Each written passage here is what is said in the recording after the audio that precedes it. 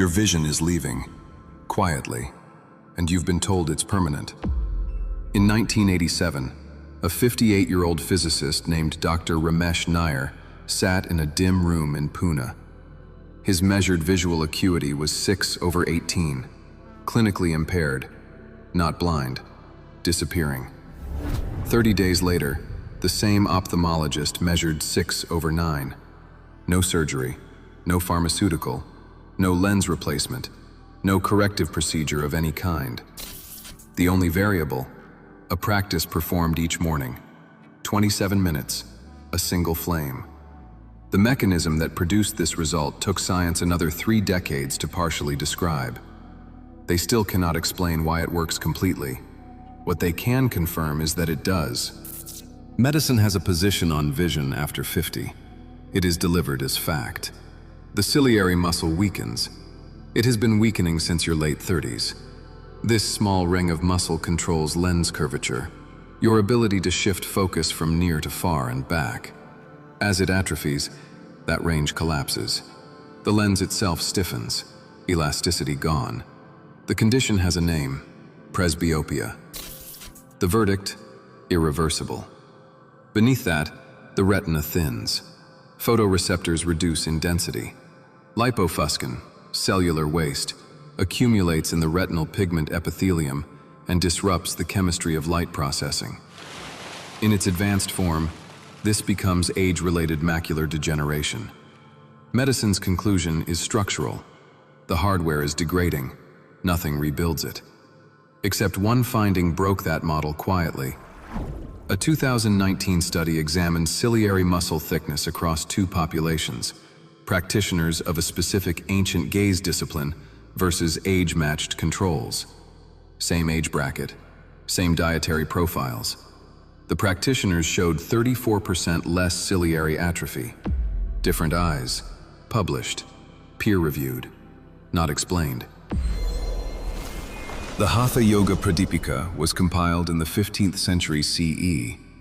It is one of the foundational texts of the Nath tradition, a lineage of yogic science that treated the body as a precise instrument, not a vessel for metaphor. Chapter 2, verse 31. Tritaka, to gaze steadily, without blinking, at a small object, until tears flow. 6 words of instruction, 600 years of classified practice.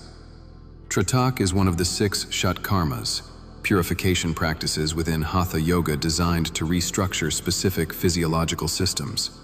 Not symbolically, literally. Each practice targets a named biological process. Tritak targets the visual system. For centuries, this was considered mystical, clairvoyance, enhanced perception beyond the physical.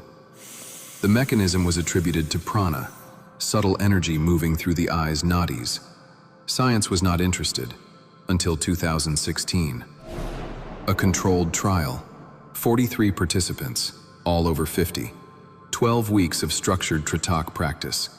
Researchers measured visual acuity before and after using standard clinical instruments. Understand what they were measuring. They were measuring something medicine had declared unmeasurable, improvement in a system declared static. The results exist. They are documented. What science has not yet closed is the full explanation of why. That explanation lives in 3 mechanisms, and they operate simultaneously. 3 mechanisms, simultaneous, distinct, each one required for the result. Mechanism 1, ciliary muscle reactivation. The ciliary muscle does not atrophy because of age alone. It atrophies because screens have eliminated the demand for focal range shifting. Fixed distance staring is disuse. Tritak imposes isometric contraction, sustained resistance on the ciliary ring without external load. The same principle as static resistance training. Held tension rebuilds thickness. The 2016 trial confirmed measurable ciliary thickness increase after 12 weeks of practice. Mechanism 2, retinal blood flow amplification. Sustained, steady gaze without forced blink suppression reduces vitreous pressure fluctuation. This stabilizes the pressure gradient across the choroid, the vascular layer that feeds the retina. A stable gradient allows capillary dilation. Blood flow increases. A 22% increase in choroidal thickness was measured in practitioners versus controls. Choroidal thickness is a direct proxy for retinal oxygenation. The retina was being fed in ways it had not been fed in years. Mechanism 3. Rhodopsin regeneration. Rhodopsin is the photosensitive protein in rod cells. It bleaches under bright light. It breaks down. It regenerates in low light. This is the recovery window. A candle flame sits below the bleaching threshold. The wavelength